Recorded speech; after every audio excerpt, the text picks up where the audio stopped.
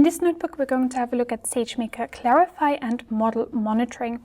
And we're actually going ahead and we're going to skip right to the point where we'll create the model, because to work with SageMaker Clarify, we'll have to create the model through SageMaker as well. So everything else stays the same. We load in the data. It's a classification problem, binary classification. We're going to load the features, explore the features, and perform our train, test, and validation split, but then things will start to look different. You can also tell here from the list of libraries that we're importing that we can now see SageMaker in here, and also authentication on our SageMaker instance. So here we have the features that we're going to use, and we're loading in the dataset. We're checking for the different data types. And eventually we can look at the missing values and plot our targets and also the feature distribution. And here, in fact, we're showing a slightly different way of plotting using Seaborn pair plot. And this is actually the first time that we're looking at the numerical features. In the previous notebooks that we worked through, we only plotted the categorical features. The final selection of the features that we want to use going forward, and the train, test, and validation split. And we still need to scale our data in the case of the numerical features and one-hot encode in the case of the categorical features. But you might notice here that we had previously looked at 3 steps because we wrapped both the numerical and categorical pre-processing in the pipeline with a model, but now we're going to use the model on SageMaker directly. So we're still going to prepare the data. You can see this here. We have a data processor. And then to make things load more quickly, we're going to take a sample of our training, validation, and test data because we'll need to upload it to an S3 bucket. Before we upload, we perform the transformation, and we also extract all the feature names. To upload to S3, we have to cast them back into CSV files. And here we're performing the encoding and uploading step. And to save some space locally, we're also going to remove the files that we just created. And finally, now we're going to set up the classifier. In this case, it's going to be an XGBoost estimator. And you can see the hyperparameters, the configuration for the XGBoost estimator that we're going to use, and also the instance type and the instance on which this model will be trained on. Here we're providing the location of our training and validation file, and you can see that we're training the model here, starting the training job all the way to training job completed. Once we have a final training job, we can save it as a model. And keep in mind that to ultimately monitor the model performance, we want to create a baseline. A couple more things that we also need to do is we want to turn on data capture. So for any incoming predictions, we want to capture what the features look like. And then we can compare the distribution of the features that are coming in for the prediction to the distribution of the features that we had in training. So to enable this, we have data capture configuration, and we're going to sample 100%. So every single data point that comes in, we're actually going to save that.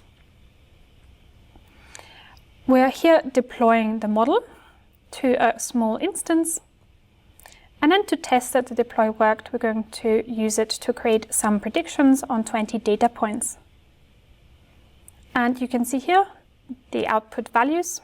And remember now, this is going to be probabilities. So everything below 0.5 would be rounded down to class 0, and above would be class 1.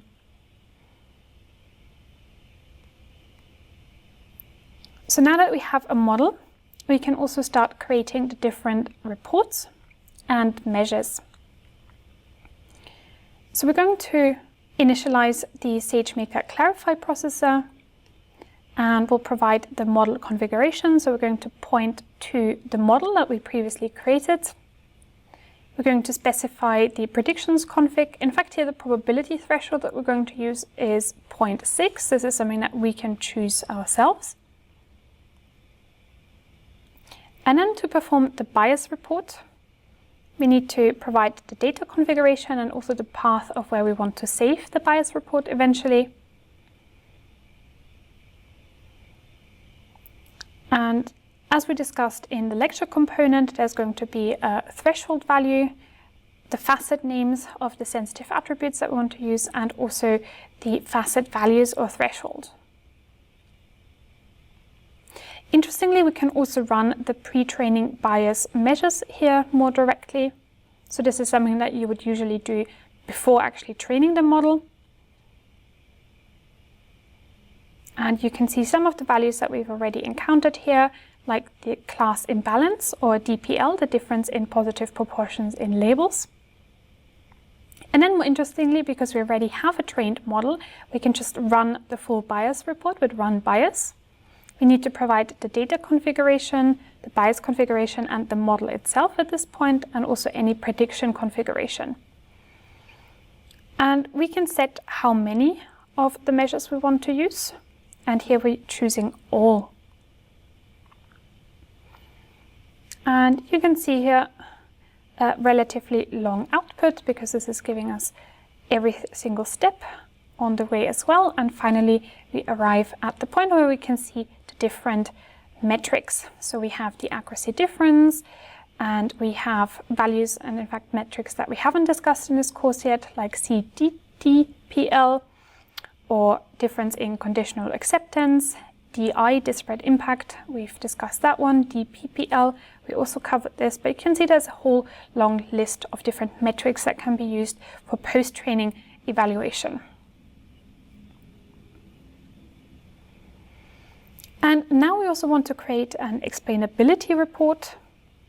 So we need to specify which data point we want to create the report for.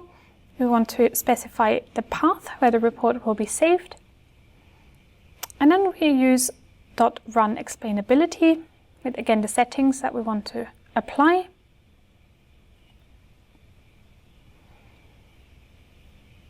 And here now we actually get an output of the SHAP values.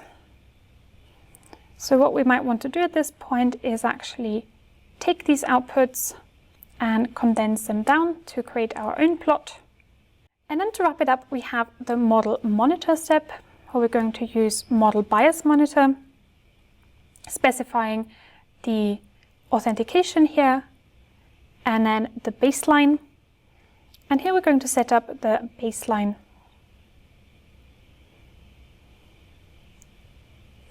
So now that we have a baseline, we can call create monitoring schedule to schedule an hourly monitor or any specific time setting that makes sense. And we can keep track of the outputs and see if we differ from what we expect, and eventually retrain the model if necessary. And as a final step here, we have a bit of cleanup because we did actually create a lot of instances. So if you want to close down those instances and delete the endpoints, we can do that here.